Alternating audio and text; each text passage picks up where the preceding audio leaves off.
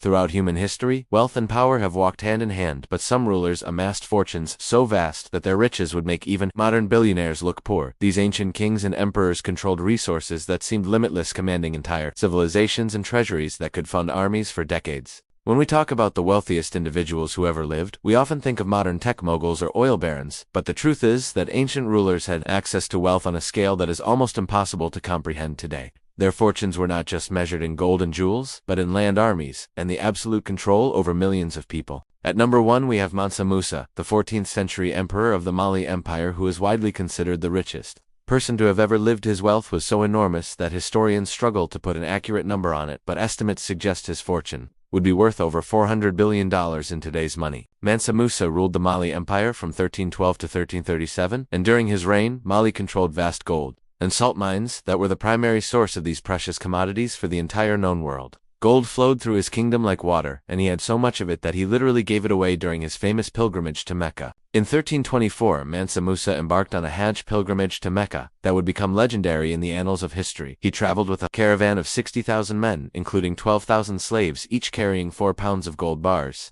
His generosity along the route was so extreme that he gave away so much gold in Egyptian cities that he actually crashed the gold market, causing massive inflation that lasted for over a decade. The emperor distributed gold to the poor, built mosques along his route, and traded gold so freely that its value plummeted in the regions he passed through. It took 12 years for the gold markets in the Middle East to recover from the economic disruption caused by Mansa Musa's single journey. This was not just wealth, this was wealth on a civilizational scale. Mansa Musa used his riches to transform Timbuktu into one of the greatest centers of learning and culture in the medieval world. He commissioned the construction of mosques, libraries, and universities that attracted scholars from across the Islamic world.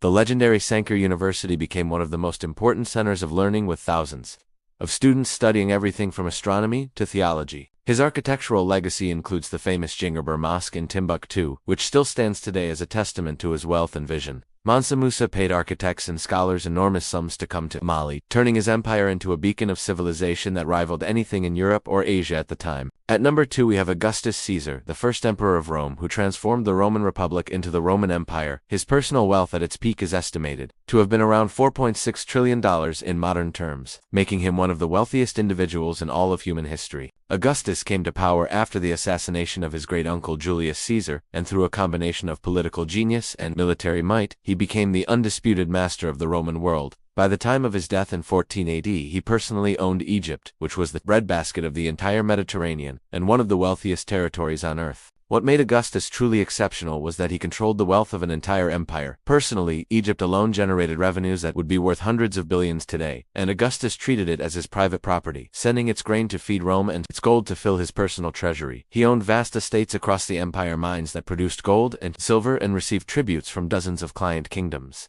Augustus was so wealthy that he personally funded the construction of entire cities, temples, aqueducts, and roads across the Roman Empire. He rebuilt Rome itself, transforming it from a city of brick into a city of marble. According to his own boast, his private wealth was so vast that he could afford to pay the salaries of entire legions from his own pocket, ensuring their loyalty. The emperor established a precedent where the personal wealth of the emperor and the wealth of the state became essentially indistinguishable. He created systems of taxation and tribute that channeled enormous wealth directly into the imperial treasury, which he controlled absolutely. This model would be followed by Roman emperors for centuries, creating some of the wealthiest individuals the world has ever seen. Beyond just material wealth, Augustus wielded power that translated into economic control over millions of lives. His word could make or break entire industries, create new trade routes, or shut down old ones. This combination of personal wealth and absolute political power made him arguably the most economically powerful person of the ancient world. At number 3 we have Genghis Khan, the founder of the Mongol Empire and one of history's most successful conquerors. While estimates of his personal wealth vary wildly, some historians believe his control over the vast Mongol Empire and the riches it contained made him wealthier than almost anyone in history. His empire at its height controlled territory from China to Eastern Europe.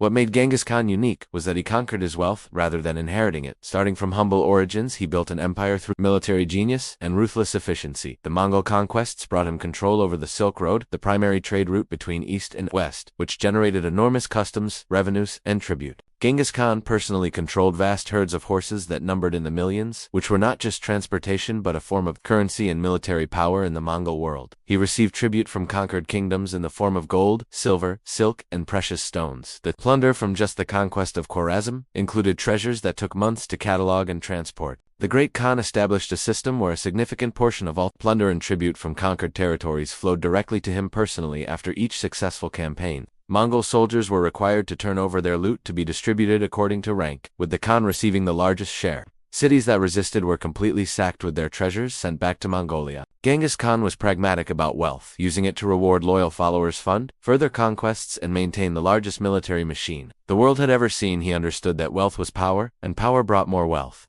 His meritocratic system meant that successful generals and administrators were rewarded, handsomely, creating a cycle of conquest and enrichment. Unlike many wealthy rulers, Genghis Khan lived relatively simply despite his enormous wealth. He preferred felt tents to palaces and practical clothing to elaborate robes. However, his personal treasury in Karakoram contained the accumulated wealth of dozens of conquered civilizations, making it one of the greatest concentrations of treasure in history. At number 4, we have Akbar the Great of the Mughal Empire, who ruled India from 1556 to 1605. The Mughal Empire under Akbar controlled approximately 1/4 of the world's GDP, making it the wealthiest empire of its time. Akbar's personal treasury contained jewels that are now priceless, including many of the famous diamonds that ended up in the British crown jewels. The peacock throne commissioned by Akbar's grandson Shah Jahan was made of solid gold and encrusted with tens of thousands of precious stones, including the legendary Koh-i-Noor diamond. Its value was estimated at the time to be enough to feed the entire world for 2 days. The Mughal emperors lived in a style of luxury that has rarely been matched, with palaces that seemed designed to showcase infinite wealth. Akbar was not just wealthy, but also a visionary ruler who used his resources to create a sophisticated administrative system that efficiently extracted revenue.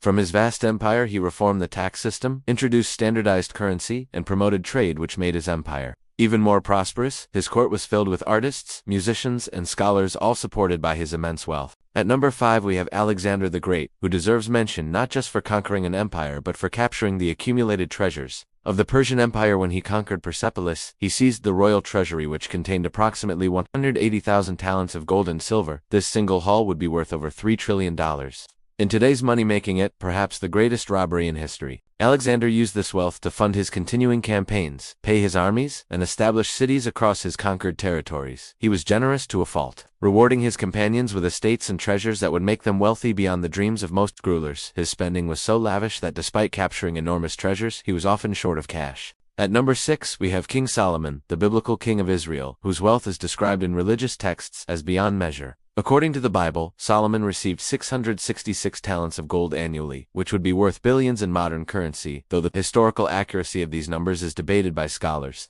His legendary wisdom attracted rulers from distant lands who brought him gifts of immense value. The Queen of Sheba's visit to Solomon reportedly involved gifts of 120 talents of gold, along with precious stones and spices. The Temple of Solomon that he built in Jerusalem was described as being overlaid with pure gold inside and out, representing a concentration of wealth that would be staggering even today. Religious texts describe his ivory throne, overlaid with gold, his golden drinking vessels, and his fleet of ships that brought gold, silver, ivory, and exotic animals. At number 7, we have the Egyptian pharaohs, particularly rulers like Amenhotep III, who ruled during Egypt's greatest period of prosperity. His palace complex at Melkata covered 80 acres and was filled with treasures. The amount of gold that flowed through Egypt during his reign was staggering, as the kingdom controlled Nubian gold mines that produced tons of the precious metal annually. Egyptian pharaohs were considered gods on earth, and their wealth reflected this divine status. They commissioned monuments like the pyramids and temples that required the mobilization of entire kingdoms' worth of resources. The treasures found in just one tomb, that of the relatively minor pharaoh Tutankhamun, give us a glimpse of the unimaginable wealth that major pharaohs must have possessed. At number 8, we have Emperor Wu of Han, who ruled China from 141 to 87 BC. He expanded the Han dynasty to its greatest extent and controlled the eastern terminus of the Silk Road. This gave him access to trade revenues from the exchange of goods between East and West. His imperial workshops produced silk ceramics and other luxury goods that were traded across Eurasia. Emperor Wu undertook massive public works projects, including the expansion of the Great Wall, military campaigns against the Xiongnu, and the establishment of the Confucian educational system. These projects required wealth on a scale that only the richest empires could sustain, yet he funded them from his imperial treasury, while maintaining lavish lavish courts and rewarding his officials generously. At number 9 we have Cyrus the Great, who founded the Achaemenid Empire in the 6th century BC, and controlled an empire that stretched from India to Greece. His royal treasury at Persepolis contained the accumulated wealth of conquered kingdoms, including the legendary treasures of Babylon and Lydia. The gold and silver in his possession would be valued at hundreds of billions today. Cyrus established a system of satrapies or provinces, each of which paid tribute to the imperial treasury. The royal road he built facilitated trade across his empire, generating customs revenues, while his control of gold and silver mines gave him access to precious metals on an industrial scale. His tomb at Pasargadae, though relatively simple, was surrounded by gardens and structures that demonstrated imperial wealth. At number 10 we have the Caliph al-Mansur, who founded Baghdad in 762 and created a city that became the richest in the world. During the Islamic Golden Age, Baghdad at its height had a population of over 1 million and was the center of a trade network that stretched from Spain to China. The Abbasid caliphs who ruled from Baghdad controlled wealth that flowed from 3 continents. The House of Wisdom in Baghdad attracted scholars from around the world, all funded by the caliph's treasury. The palaces of the Abbasid caliphs were legendary for their opulence, with gardens that featured mechanical trees with singing birds made of gold and silver, fountains that flowed with rosewater, and rooms decorated with mosaics of precious stones. When we examine these wealthy rulers, we see patterns that repeat across cultures and centuries. Control of trade routes, mines, and agricultural production formed a basis of their wealth. Absolute political power allowed them to tax, tribute, and confiscate without restraint, and the lack of modern concepts of human rights meant that rulers could exploit entire populations for their personal enrichment. What distinguishes the truly wealthy from merely rich rulers was scale. Someone like Mansa, Musa, or Augustus didn't just have more gold than others, they controlled economic systems that generated wealth continuously. They could crash markets, fund armies for decades, and undertake construction projects that would bankrupt modern nations. The architectural legacies these rulers left behind tell us much about the scale of their fortunes. The pyramids of Egypt, the Great Wall of China, the roads and aqueducts of Rome, and the mosques and libraries of the Islamic world required expenditures that would challenge modern governments. Yet these were often personal projects of individual rulers, funded from their private wealth. It's important to understand that comparing historical wealth to modern fortunes is extremely difficult. Gold, that might be valued at billions today, had different purchasing power in ancient times. A Roman emperor who could pay an army of 100,000 men for a year was demonstrating wealth that translates poorly into modern currency values. Moreover, these rulers' wealth was often inseparable from state power. A modern billionaire owns assets but must operate within legal frameworks and market systems. Ancient emperors and kings were the law and the market. Their word could seize any property, redistribute any wealth, or mobilize any resource within their domains. This combination of personal wealth and absolute power created a form of richness that no longer exists. The decline of absolute monarchy and the rise of democratic systems has made it impossible for individuals to accumulate wealth and power on the scale of Augustus or Mansa Musa. Modern billionaires, though wealthy beyond the dreams of medieval kings, must operate within systems of law that limit their power in ways unknown to ancient emperors. As we conclude this journey through history's wealthiest rulers, we see that true wealth in the ancient world was not just about possessing gold or jewels, but about power over people, resources, and entire economies. These rulers shaped civilizations, built wonders that still stand today, and commanded resources that modern minds can barely comprehend. Their legacies remind us that wealth and power have always been intertwined, and that the concentration of both in single individuals could achieve things both magnificent and terrible. If you enjoyed learning about these incredible rulers of the past, don't forget to subscribe to our channel and leave a comment below, telling us which historical topic you would like us to explore next. Your support helps us bring more fascinating historical content to life.